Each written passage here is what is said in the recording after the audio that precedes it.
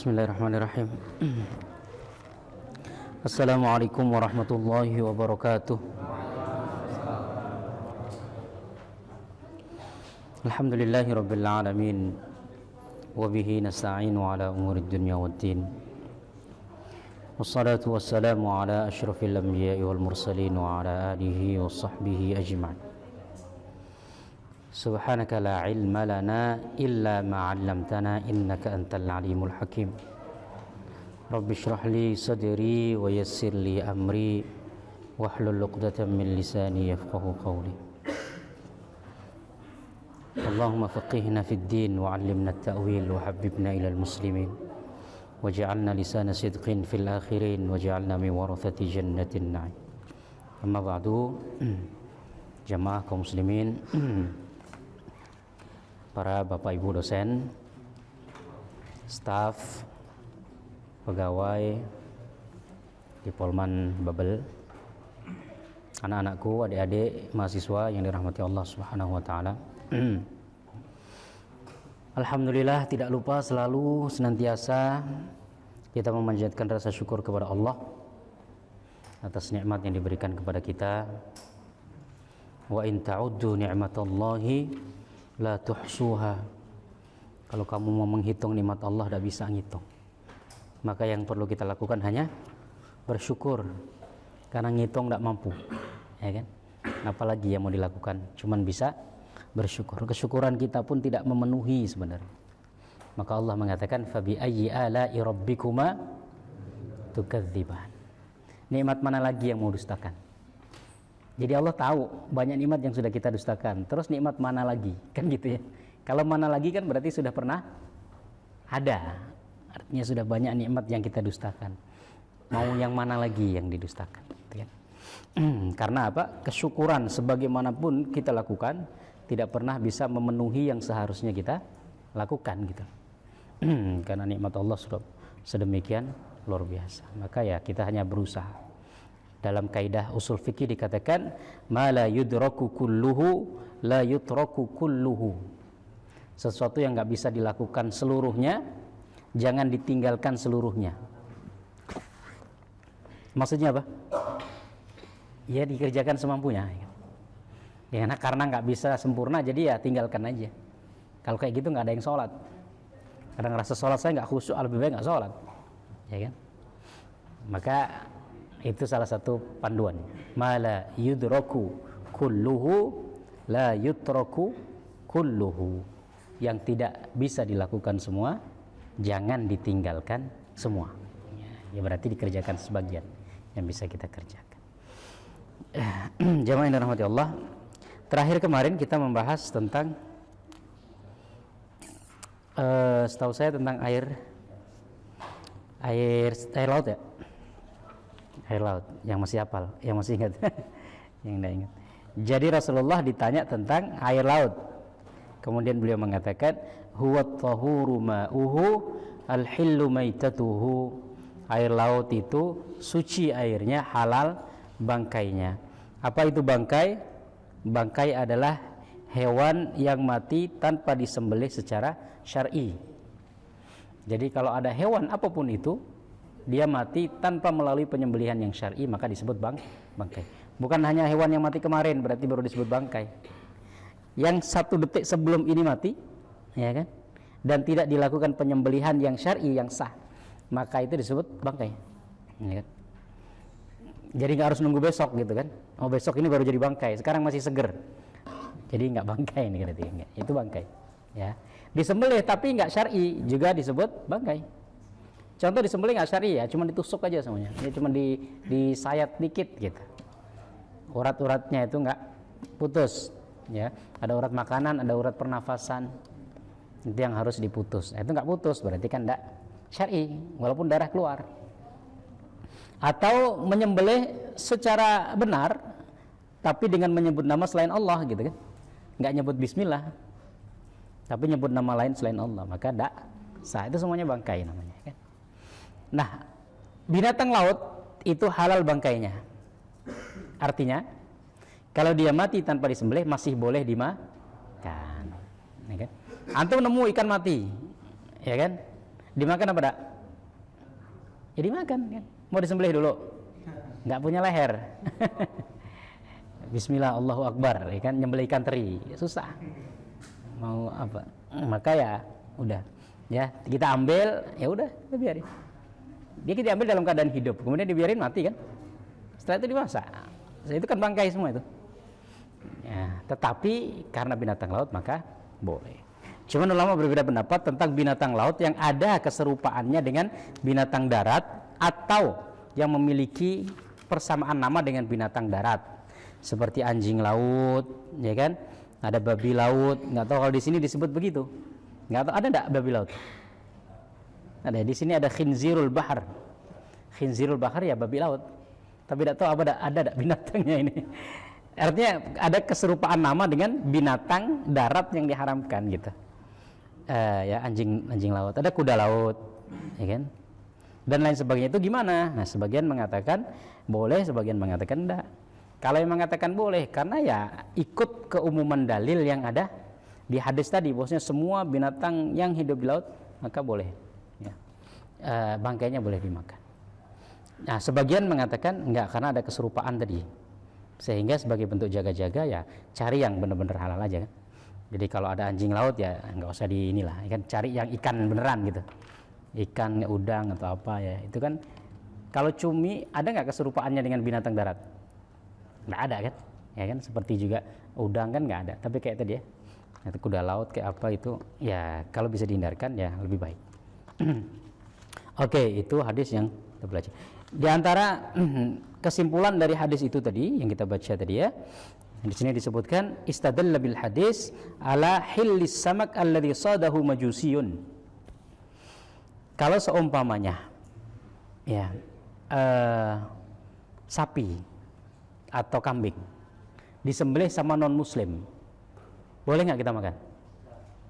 Nggak, anggap nggak ya. Kalau ikan gimana? Ya, kenapa boleh?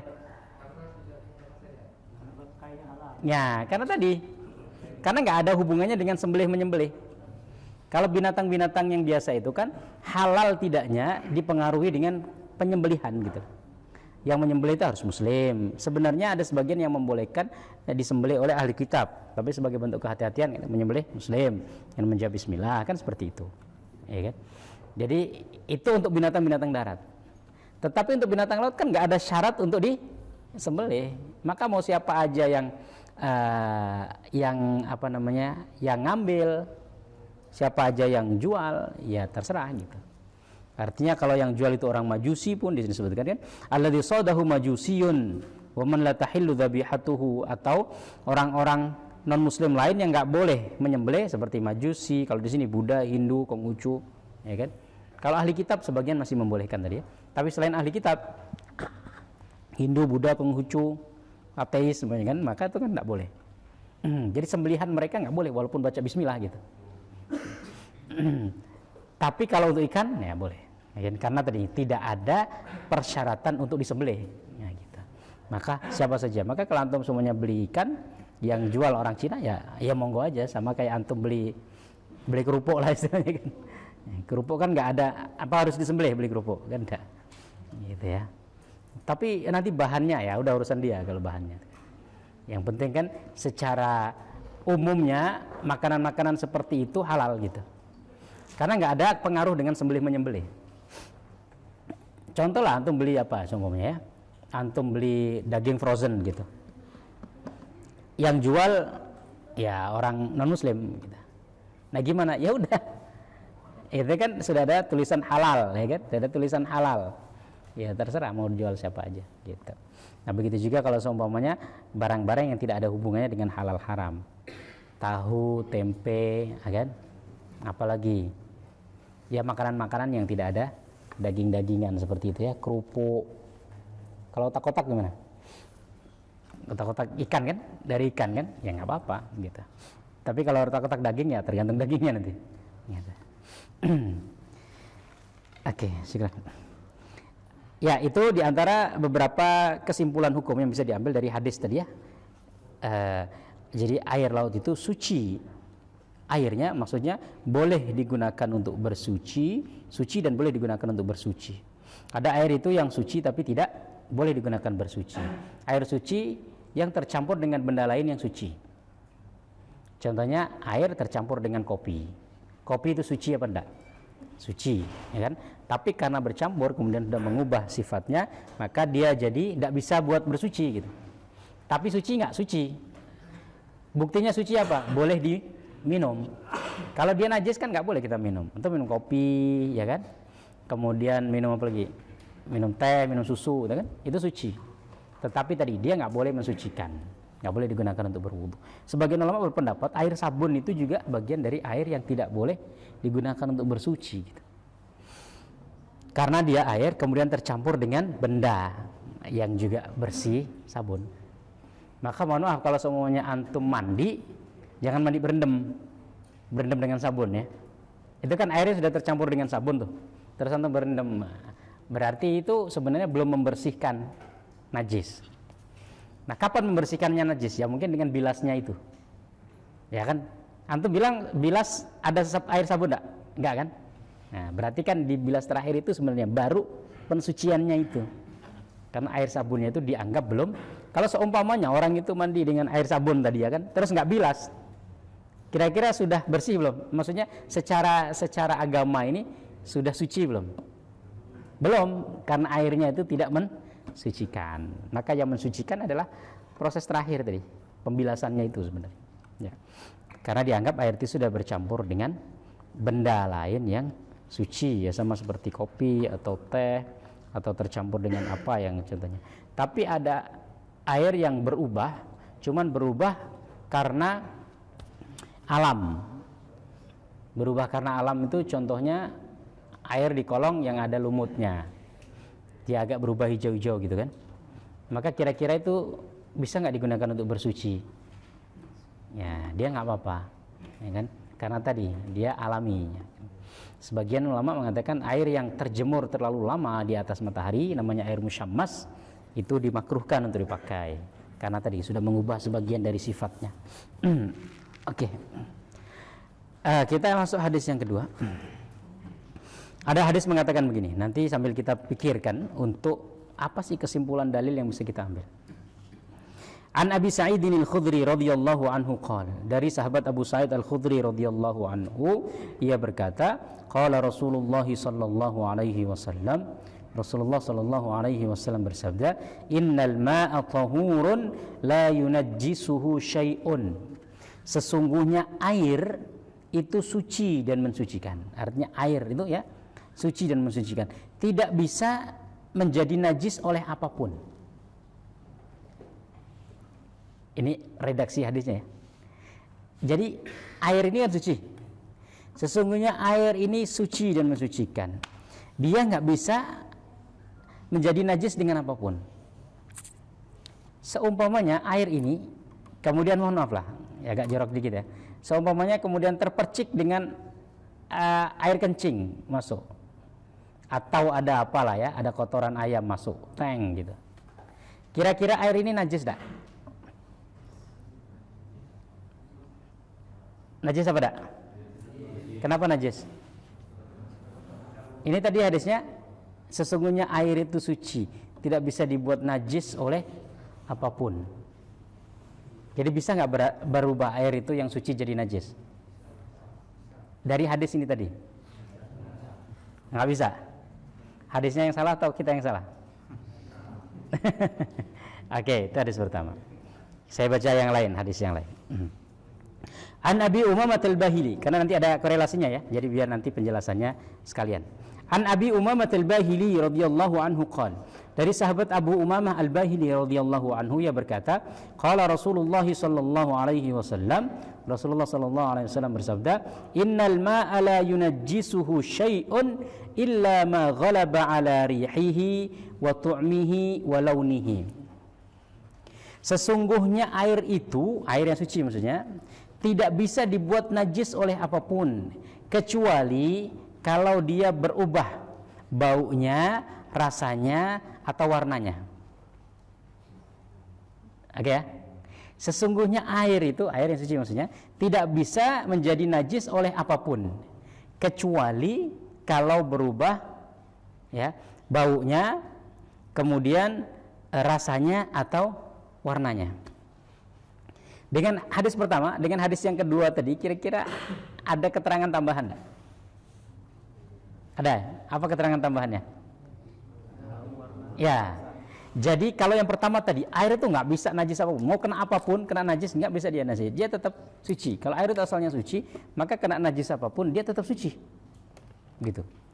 Hadis yang kedua, air itu nggak bisa dijadikan menjadi najis, kecuali kalau terkena najis dan najis itu mempengaruhi sifat-sifatnya. Apa sifatnya? Baunya, rasanya, atau warnanya. Jadi tadi ya, seumpamanya, mohon maaf, air ini kemasukan air kencing, seumpamanya, keciprat lah air kencing. Kemudian jadinya kuning ini, jadi kuning kan? Kira-kira jadi najis apa enggak? Najis, oke. Atau kemudian baunya jadi pesing lah istilahnya, jadi pesing. Kira-kira najis apa enggak? Najis. Atau antum minum, jadinya kan rasanya juga ini, kan? Jadinya apa? Jadinya kayak Coca-Cola semuanya. Kira-kira najis apa enggak? Najis. Tapi kalau seumpamanya ya, air ini terkena percikan kencing, ya, terkena percikan air kencing, warna tetap putih, kemudian bau enggak, rasa juga tetap rasa tawar gitu. Kira-kira air ini jadi najis enggak? Yakin? Mau minum? Kalau enggak najis berarti kan mau minum. Tadi yakin jawabnya. Ini kepercik, ya kan? Kepercik tapi nggak sampai mengubah tadi. Nggak sampai mengubah rasa, nggak sampai mengubah bau, nggak sampai mengubah warna. Tapi antum yakin bahwasanya ada percikan atau tetesan air kencing yang masuk. Atau anggaplah ada kotoran cicak lah, ya kan? Masuk ke semuanya itu. Tapi kemudian kotoran cicak masuk, kemudian antum ambil lagi. Terus ya masih tetap putih, bau enggak, gitu semuanya kan? Rasa enggak? Minumlah, seger. Najis apa enggak? Tadi enggak. Enggak mau disuruh minum kayak. Gimana, Pak? Hadis 1 2 tidak, hadis ketiga enggak ada. Hadisnya cuma 2. Iya. Oke.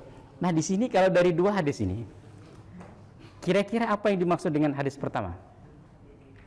Air itu kalau dia suci, dia nggak bisa dibuat najis oleh apapun. Kira-kira pemahamannya gimana itu? Nah, disinilah untuk menggabungkan 2 hadis ini, maka ulama kemudian membagi air itu ada air sedikit dan air banyak. Yang disebut air sedikit dan air banyak. Air banyak, air yang lebih dari hitungan 2 kullah. 2 kullah itu seberapa? Kalau diliterkan sekitar 64 liter, sekitar 270 liter, sekitar itu. Ya. Jadi kalau air di suatu tempat atau wadah lebih dari 270 liter, ya gitu kan? Lebih dari 270 liter. Kalau dia terkena najis, kemudian najis itu tidak mempengaruhi, maka dia dianggap tetap bersih, tetap suci. Ukuran bak mandi rata-rata berapa? Rata-rata bak mandi kita ini kalau dijual-jual itu. Ada yang pernah gitu enggak? Gimana Pak Sender? Enggak ya? 270 liter itu kira-kira seberapa? 1 gentong. Sedrum 200 liter ya? Oh gitu ya. Berarti nggak sampai, berarti literan bak mandi kita tuh yang banyak di rumah yang dijual-jual itu kan sekarang kecil-kecil kan? Kalau kecuali Tetmon yang gede itu, yang penguin itu ada yang 1 ton itu 1000 liter. Oh ya. Kalau yang paling kecil berapa Tetmonnya? Kalau Tetmonnya ukuran yang paling kecil lah? Ada 200. Lebih ya, 200 ya. Ya anggaplah segitu. Artinya ya makanya orang zaman dulu itu di masjid-masjid atau di rumah-rumah itu kolamnya besar-besar untuk mengantisipasi itu. Jadi untuk mengantisipasi kalau seumpamanya ada najis yang masuk ke kolam-kolamnya tadi, itu nggak jadi najis airnya, ya kan? maka orang zaman dulu itu keberagamaannya lebih amaliyah gitu. Jadi langsung dipraktek. Kita sekarang kan kadang-kadang teori praktek enggak gitu, atau teori praktek sama-sama enggak tahu. Ya orang zaman dulu kan kenapa bak mandi di sebagian masjid, terutama di kampung-kampung itu kan besar itu, ya di depan itu. Kenapa seperti itu? Ya orang wudhu nggak apa-apa, mempengaruhi nggak terpengaruh. Karena tadi air itu banyak. Maka kalau semuanya orang bawa najis, kemudian dia wudhu di situ, basuh muka, semuanya kan? Semuanya di mukanya ada najis umpamanya, semuanya ya. Kemudian dia wudhu di situ. Air itu jadi najis nggak? Enggak. Karena rasanya itu nggak berubah. Kemudian baunya juga nggak berubah, warna juga nggak berubah. Kecuali kalau warna berubah. Dan warna berubah itu maksudnya warna berubah karena najisnya gitu. Artinya kalau kayak air kencing tadi. Air kencing itu warna kuning. Ketika dia masuk ke air, kemudian air itu jadi kuning, berarti itu terpengaruh oleh najisnya.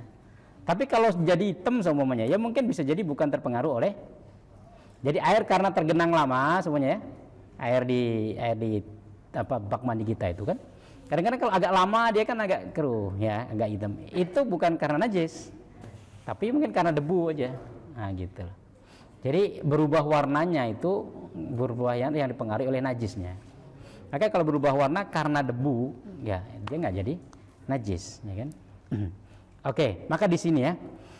Jadi hadis yang pertama tadi dipahami oleh para ulama itu adalah untuk air yang lebih dari 270 liter. Maka kalau ada air banyak kemudian terkena najis, kalau tidak terpengaruh, ya kan? Kalau tidak terpengaruh rasa, bau maupun warnanya, maka dia tetap suci. Artinya boleh digunakan untuk membersihkan hadas maupun najis. Jadi paham ya kira-kira ya. Nah gitu. Jadi air yang disebutkan di hadis ini kan nggak disebutkan airnya itu seperti apa. Itu menurut pendapat mazhab Imam Syafi'i yang banyak dipakai oleh masyarakat Indonesia. Ada sebagian ulama dari mazhab Imam Malik itu yang berpendapat nggak ada hitungan air sedikit air banyak. Karena di hadis ini kan nggak disebutkan airnya itu harus sedikit atau banyak. Ya kan? Jadi seberapapun air itu, ketika dia terkena najis dan tidak terpengaruh, maka dia tetap suci. Kata dia, seumpamanya air ini sedikit, air ini kan sedikit nih, berapa? Nggak sampai 1 liter kan, cuma 60 mili. Ya. Terkena percikan air kencing, tak gitu. Tapi tadi nggak mengubah warna, nggak mengubah bau, nggak mengubah rasa. Najis apa suci? Bagi mazhab Imam Malik, dia suci, nggak apa-apa, gitu.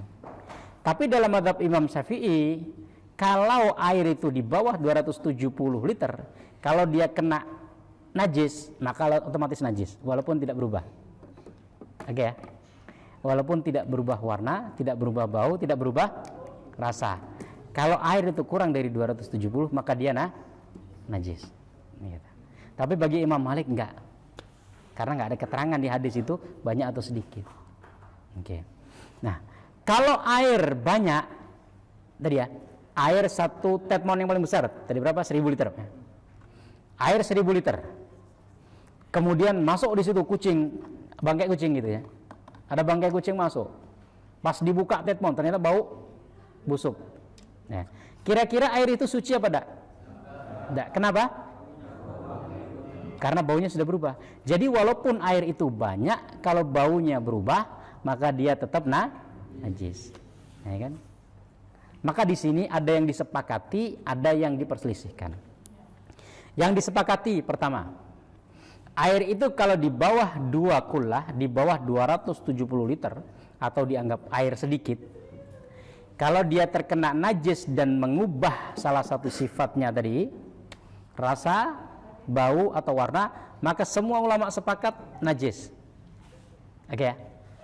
Jadi air di bak mandi kita seumpamanya ya, terkena percikan air kencing atau ada bangkai tikus masuk ya, kemudian mengubah baunya jadi tidak sedap atau rasanya jadi agak-agak asin payau ya kan, maka ulama sepakat semuanya itu jadi najis.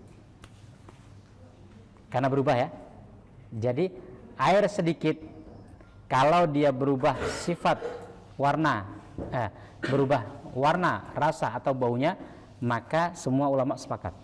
Mazhab Syafi'i maupun mazhab Malik tadi sepakat bahwasanya itu najis. Karena apa? Berubah warna. Ya. Yang kedua, begitu juga dengan air banyak.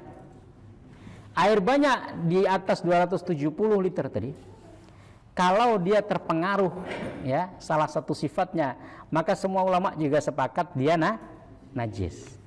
Mau satu gentong, mau satu tetmon, mau satu kolong, ya kan? Mau satu kolong tapi jadi sampah, jadi bau karena banyak sampah jadi bau kan? Maka dia jadi najis. Air kolong. Nah, yang diperselisihkan adalah air banyak, air sedikit tapi tidak terpengaruh. Nah, jadi airnya tuh di bawah 270 liter, terkena najis tapi tidak terpengaruh tiga sifatnya tadi, najis apa enggak? Ini yang diperselisihkan.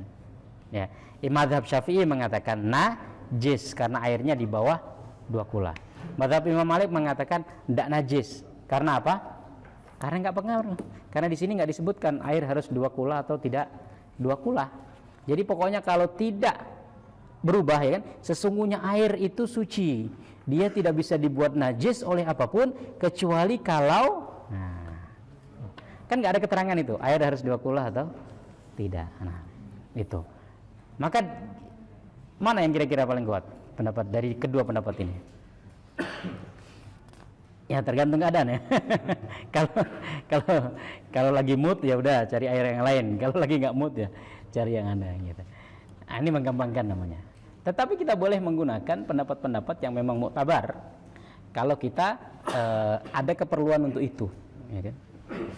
Artinya dengan adanya perbedaan pendapat ini menjadi apa ya? Menjadi rahmat bagi kita. Karena kita bisa milih. Maka ada kisah tentang Abu Yusuf.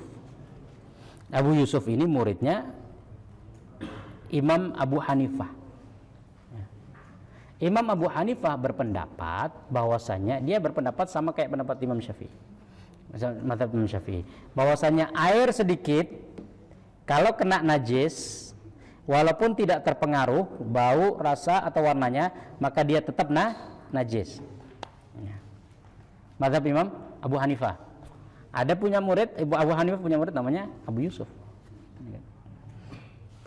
Dia berpendapat ya berarti kalau seumpamanya nih ada bangkai masuk ke ember bak mandi kita, tapi ketika kita mandi itu nggak kerasa ada bau atau apa namanya rasa atau warna, itu kira-kira mandi kita mensucikan enggak?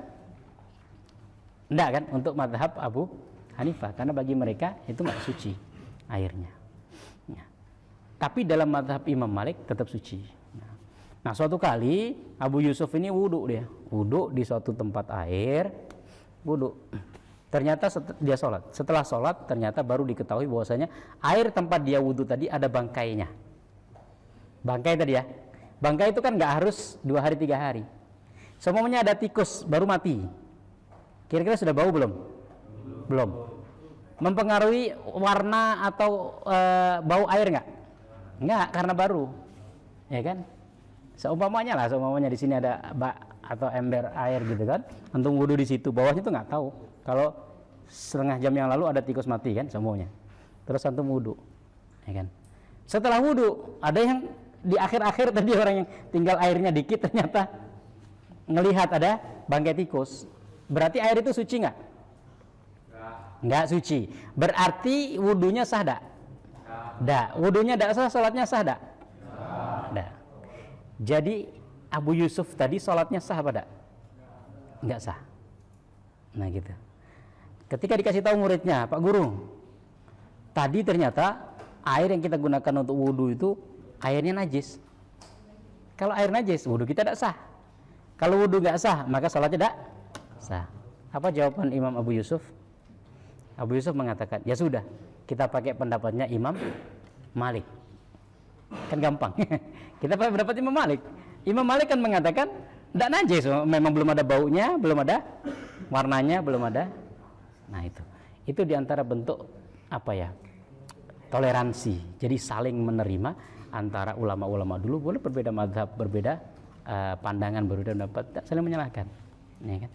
Masalah seperti itu. Padahal masalah sholat kan penting, ya kan? Kalau nggak sah sholat kita kan kita berdosa berarti kan. Tapi ya mereka seperti itu. Karena pendapat yang dikeluarkan oleh ulama pasti punya landasan dalil, gitu ya.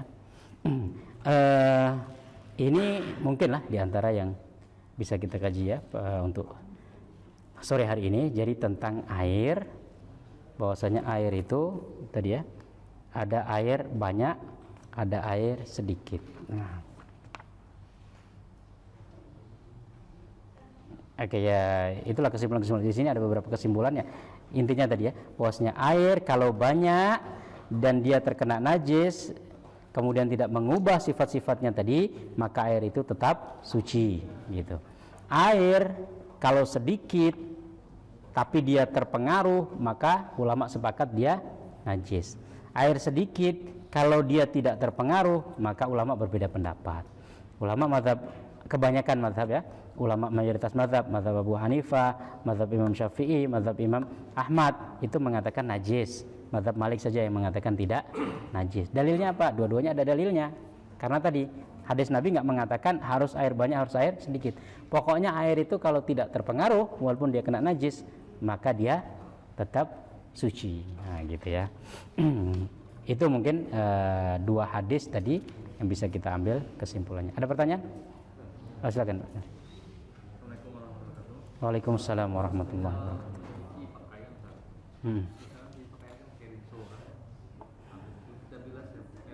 Kemudian kita motokan lagi air yang moto tadi terakhir.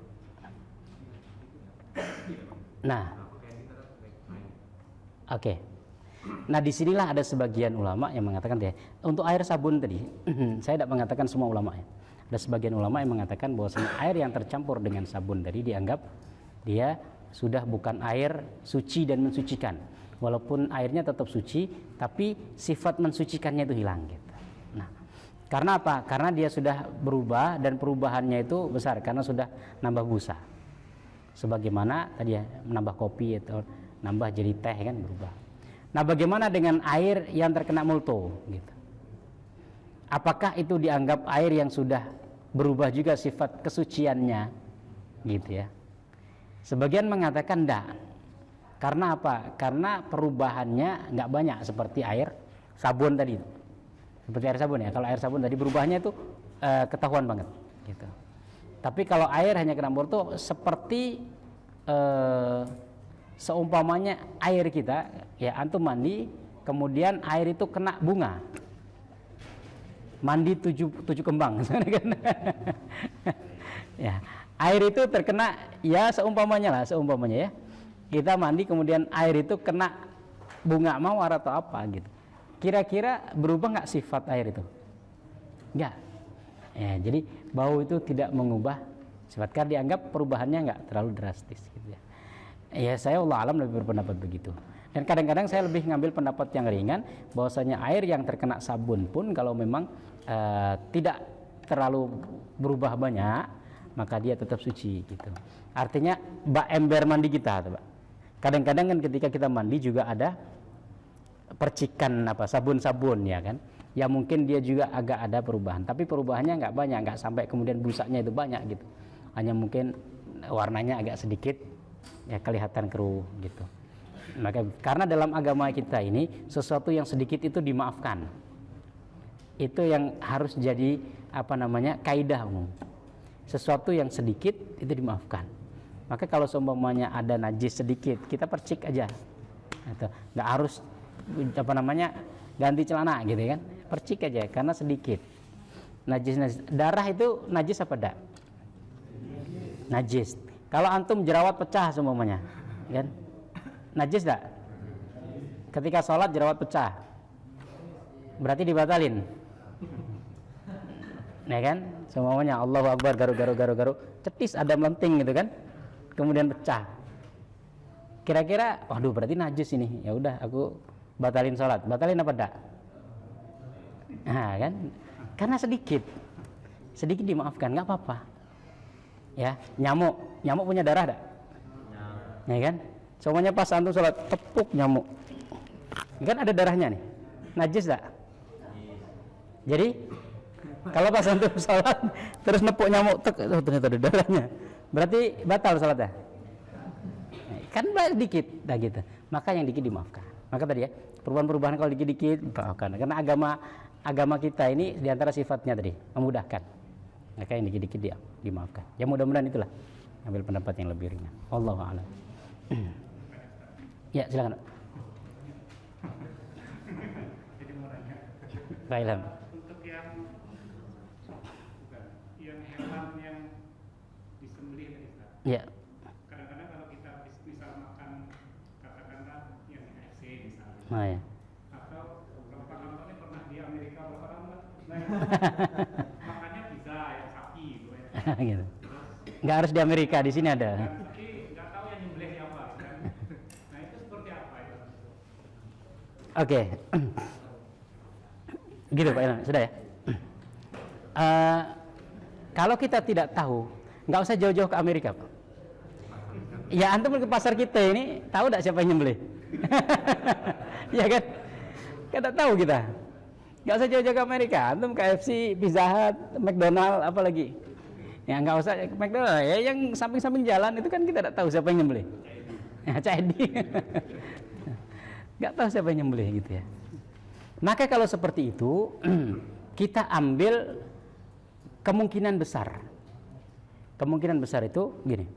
Ini kan negara muslim. Ya kan? Kemudian pasar ini yang jualan banyak muslim. Kemudian juga ada lembaga Islam, MUI yang sudah mengatur. Ada juga ini. Maka kemungkinan terbesar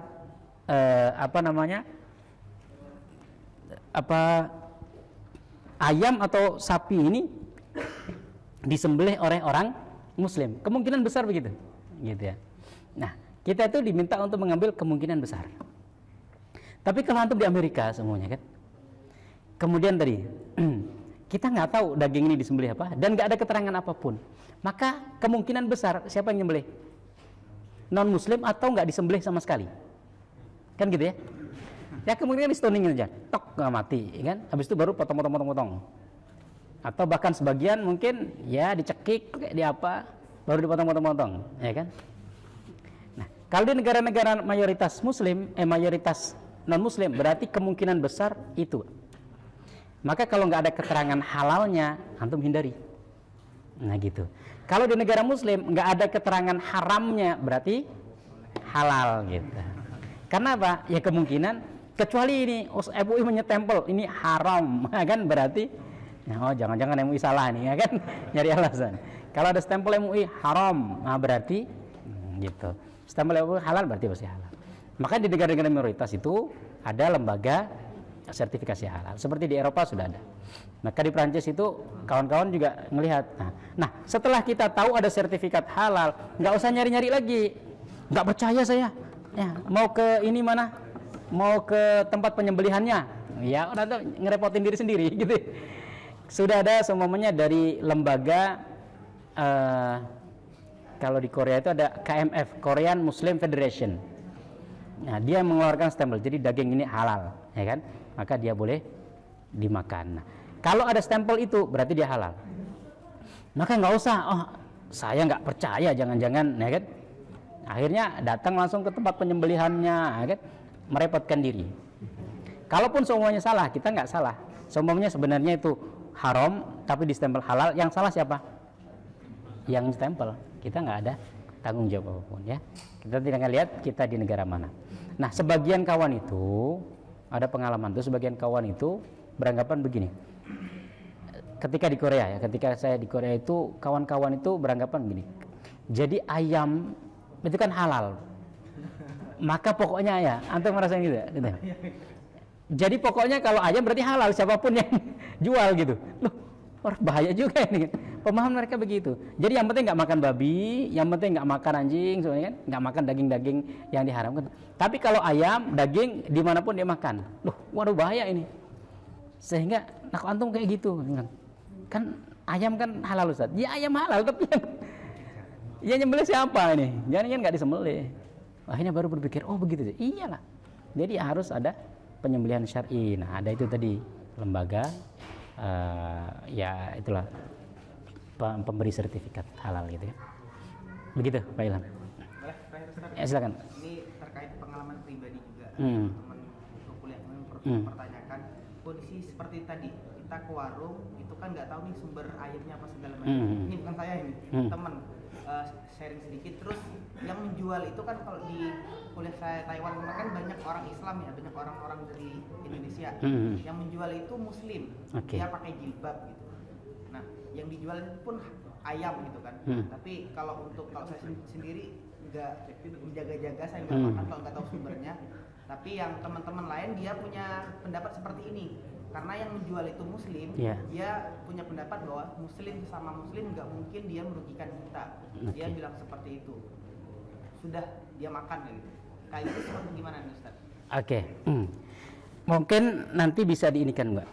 Kalau saya bukan suudzon. Tapi saya justru mungkin lebih ke pendapat antum. Karena mungkin mbak-mbak penjualnya itu belum tentu juga paham halal haramnya. Jangan-jangan sama dengan kawan-kawan yang di Korea tadi. Yang penting ayam jadi halal gitu kan. Yang penting ayam jadi halal. Jadi mbak-mbaknya itu jangan-jangan juga beli sekaput kan sembarang sembarang gitu. Maka lebih baik dihindari. Kecuali kalau kita sempat menanyakan dan kemudian ya penjualnya tadi bilang ini halal. Saya ngambil dari ini ya sudah, kita percaya aja. Ya. Bukan suudzon ya, tapi karena tadi ya, karena sebagian yang seperti itu kadang-kadang masyarakat awam gitu. Masyarakat awam yang ya nggak tahu alasannya, yang penting ayam gitu. Maka lebih baik dihindari. Dan kedua, kita berada di komunitas non Muslim yang secara hukum kebanyakan pasti tidak disembelih secara syar'i. Wallahu a'lam. Banyak halal. Cari kerupuk aja Pak, cari kerupuk tiap hari makan kerupuk. Silakan Mas Ganda. Saya bertanya sesuai temanya ya, jadi seputar bersuci. Bersuci kan ada dua hal. Pertama adalah membersihkan najis, yang kedua adalah mengangkat hadas gitu. Nah, kalau air membersihkan najis saya sudah dibahas tadi kan. Nah, apakah dia akan menjadi najis atau suci dicuci lagi kan sudah jelas tadi. Nah, yang saya tanyakan adalah air bekas mengangkat hadas ini. Nah, apakah itu masih suci mensucikan atau gimana Ustaz? Oke.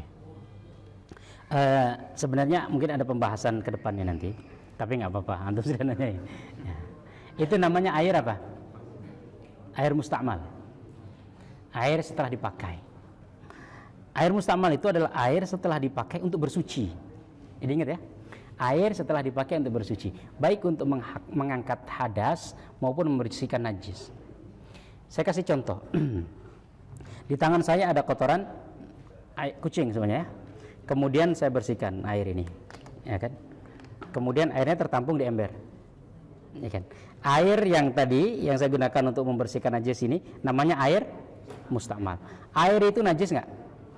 Najis karena tercampur dengan najis, otomatis dia najis. Yang pertama dia air mustakmal setelah digunakan untuk bersuci, membersihkan najis. Yang kedua air itu jadi tercampur oleh najis, maka dia otomatis najis. Tuh. Yang kedua, air yang digunakan untuk mengangkat hadas. Antum seumpamanya ya, nggak ada najis nih. Antum buang air kecil, kemudian sudah dibersihkan. Oke. Kemudian air antum mandi, ya mandi besar nih.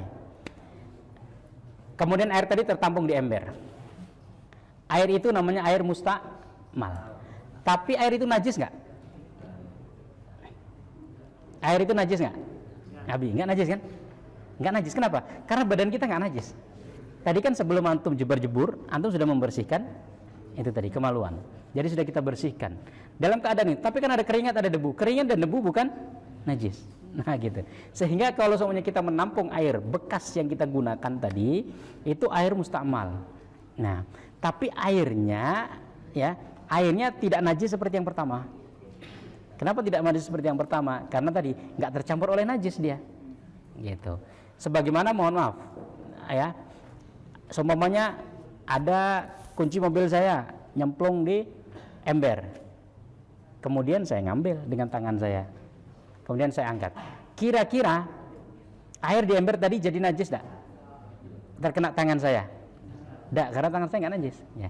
Jadi tersentuh oleh badan manusia, dia nggak najis. Gitu. Itu ya. Maka air mustamal tadi ada dua. Air mustamal yang setelah digunakan untuk membersihkan najis dan tercampur najis, maka dia pasti najis. Nah, sekarang air mustamal yang tidak tercampur oleh najis, ini yang dimasalahkan. Gitu ya. Apa hukumnya? Nah, maka di sini ada perbedaan pendapat ulama, kita nggak bisa menyatukan. Jadi sebagian mengatakan air itu najis karena sudah digunakan untuk bersuci. Yang kedua, air itu tetap bersih. Karena apa? Karena digunakan untuk bersuci itu tidak membuat air itu kemudian apa ya? Kayak jadi kadaluarsa gitu. Kayak pulsa habis digosok terus nggak bisa dipakai lagi. Tetap air itu selama masih ada dan tidak terkena najis, maka bisa dipakai berapapun gitu. Apa dalilnya? Dalilnya tuh Ali bin Abi Thalib pernah. Jadi Ali bin Abi Thalib itu kalau nggak salah beliau itu pernah apa ya? Mengusap kepala atau telinga, saya agak lupa. Itu mengambil dari air bekas yang ada di tangannya. Jadi ketika kita wudhu kan, kadang-kadang air kan masih mengucur nih, ya, share. Diambil sebagian dari air tadi itu, kemudian digunakan untuk mengusap yang masih kering sebagian kita. Kalau seumpamanya nih, antum ngusap kepala, set kan, ngusap kepala. Kemudian nggak ngambil air lagi dari untuk telinga, antum ngambil air dari rambut tadi yang masih ada. Nah, itu airnya mustamal enggak?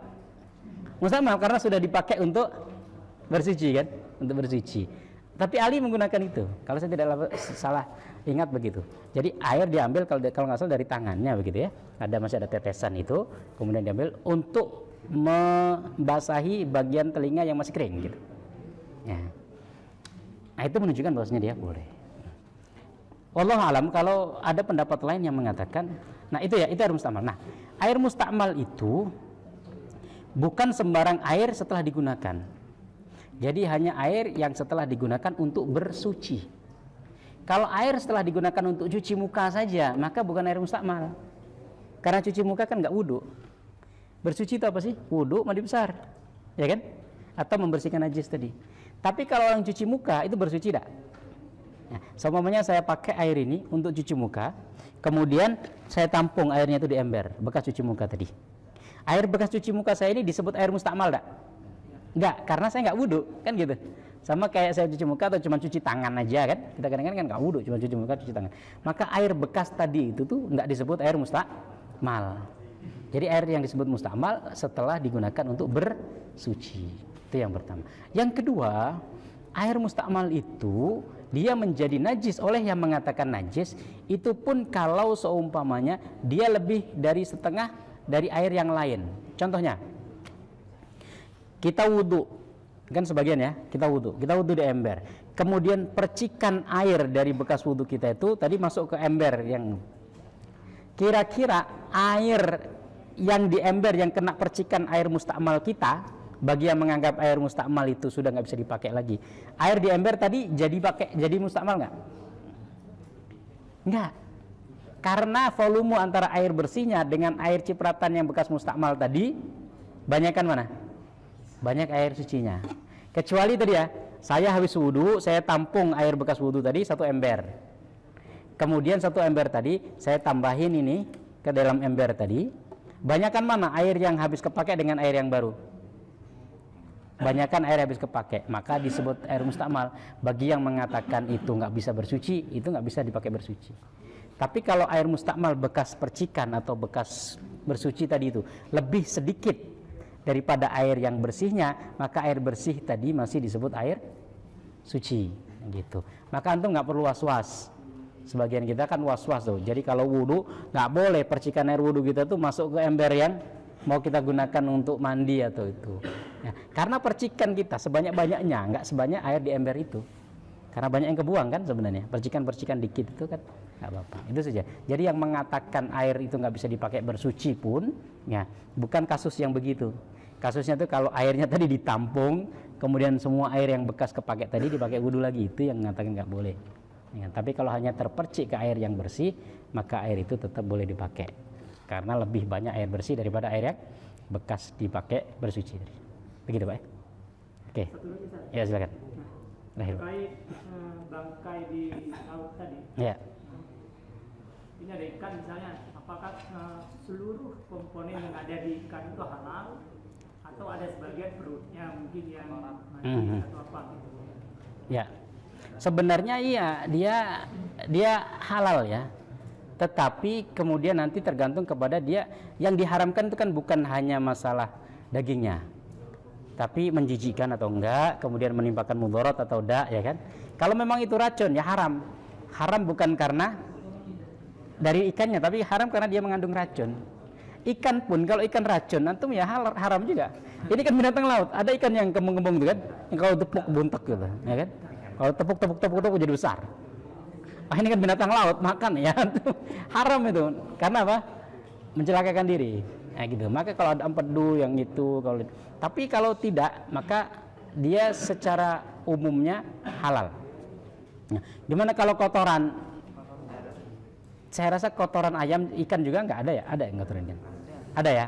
Ya udah, kalau kotoran kan berarti sesuatu yang memang menjijikkan, najis. Bagaimana kalau darah? Darah itu yang diharamkan, itu darah yang mengalir. Darah kalau menempel di daging maka enggak.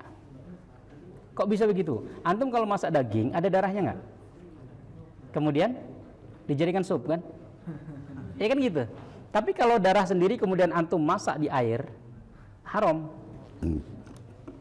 Saya nyembelih sapi, ya kan? Kemudian darahnya saya tampung, ya kan? Kemudian darah itu saya masak jadi sup, ya kan gitu ya? Haram nggak? Haram. Tapi kemudian di daging itu, daging yang saya dapat dari daging kurban, dicuci kan tetap masih ada darahnya. Buktinya apa? Buktinya tadi justru darah itu jadi kaldu kan? Kan darah di dagingnya itu kan dari kaldu. Nah, itu kira-kira halal apa enggak? Halal. Karena tadi, maka kaidah umum dalam agama ini kalau sedikit dimaafkan. Darah yang menempel di daging ya nggak apa-apa. Nanti ada darah yang nggak menempel di daging yang dihalalkan, yaitu jantung dan limpa. Itu ya, karena itu inti istilahnya kayak darah asli gitu ya. Tapi insyaallah nanti. Gitu Pak. Aman? Oke ya. Nah, itu saja mungkin yang bisa kita kaji untuk sore hari ini. Mudah-mudahan ada manfaatnya. Aku qouli hadza wa astaghfirullahaladzim li wa lakum. Wassalamualaikum warahmatullahi wabarakatuh.